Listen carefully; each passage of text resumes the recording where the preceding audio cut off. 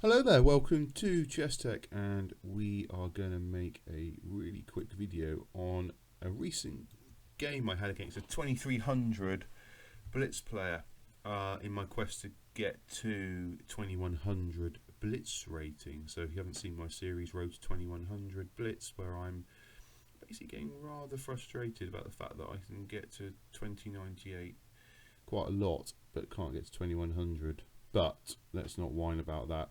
Let's analyse this game. So the lesson, the take home from this game is about really, you probably already know this, but when you're playing a blitz game, especially against a much stronger player than you, and then they can get casual and take the piss basically, especially if they've got like a slightly winning position or a crushing position and they just go on autopilot.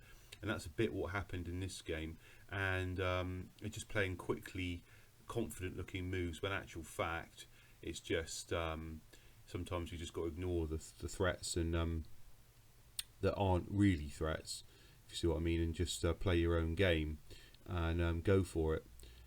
So this guy is like I said, a strong player, just short of 2300, and he opens with the bird, and I always respond. I like to respond with d5. I mean, there's nothing wrong with the birds opening. Like I've always said, I think all opens are playable to a reasonable level. You probably wouldn't play the bird if you're in a world championship match. Maybe you might as a surprise, but generally it's a bit out of fashion at the moment. But that's not to say it's not playable. So I just respond basically with d5 and go for a very solid setup. I like to pin the knight, and I've got my pawn triangle Slav type setup here, which I like. Excuse me, I'm just drinking some tea. He develops his bishop on the obviously long diagonal, bearing down on my king side, and threatening obviously to take this knight. I've got computer analysis on here at the moment, so I turn that off for a moment and see what it says later on. So just developing normally, nothing very exciting going on here. And I decide just to leave my king in the middle for the moment, because what the problem is here is that I've got quite a solid position, but he's obviously got a nice attack primed here. He's got a pawn storm coming down here with g4, g5, and obviously, you know, a4, a5, a6, crushing it. Bring the bishop out, line the two rooks across. It's got the other bishop bearing down. It's probably basically asking for it, so I just decided to attack his king on this side and try and get something going here. But obviously there's a couple of let's just go back here. So he hits my knight, and I could have dropped it back, but obviously I do drop it back, sorry, and it allows this nice tactic here actually. Excuse me, because I just thought, well, I'll just drop it back, move my bishop and reroute it. I'm not too worried. And now what's interesting, let's look at this position. White is, you know, theoretically crushing really, +3, nearly +4 here. So he goes for the tactical option of taking this pawn in the middle here, and what that does obviously is it allows not only, I mean, he's obviously sacking a piece for the pawn, but he's going to win the rook as well here. So I recapture, he recaptures the pawn. Obviously I've lost the rook, and I decided to lock the bishop in. Okay, so the idea with that is, now he missed a he actually missed mate in one here with check. You see, this is what I'm on about. He's missed mate in one with check, and I've just played a move which allows mate in one, and we're both, you know, I know that I'm a competent player over the board, and this guy's obviously a competent player. He's got like a 2400, you know, lightning rating as well. He obviously can play chess, and it just goes to show you, you know, it really does, that, and the time, I think we both had decent times on our clock, 2 minutes 20 each, well over 2 minutes each, and yet we couldn't even be bothered, either of us, to even analyse for more than a couple of seconds the consequences of that. So he just snaps off this pawn, and I decide to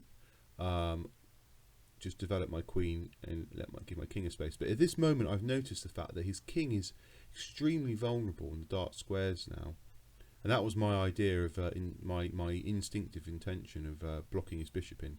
So, although this is incorrect and I should have been mated, I'm just trying to highlight the fact that rather than trying to win the bishop back in castle queen side and get my get some material, I've just gone for an immediate attack on this king, which I think is very vulnerable, that is dark square bishop.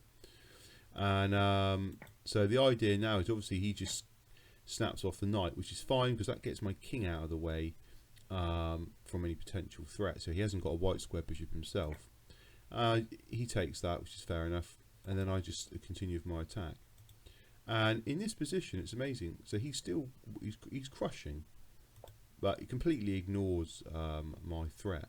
And in one move, it's amazing, isn't it? Just one move a couple of moves ago, he should have mated me. He's plus 3.5. He pushes the pawn, which is quite a logical move, which is just to open this right up for the queen and everything. It just goes to -5. So I take the pawn, he takes the check, and I move the king out of the way rather than back onto a white square. So he's got a problem. He's still got this check here, but I'm now -9, so this is over. He misses that check, which wouldn't have saved him anyway, and that just allows me bishop check. It's forced. His king has to go here. Another forcing check. His king has to move again, and then obviously it's mate, and I mated with the queen. It would have been more elegant actually to just have mated with a bishop like that. Yeah, and that's it really. So I just wanted to highlight a quick video. It's my best victory on LiChess. But really, it was just about how, early on in this game, I was just like, after this sacrifice here, I was just like, oh god, okay, I can see it. +4, completely lost, but we could resign here.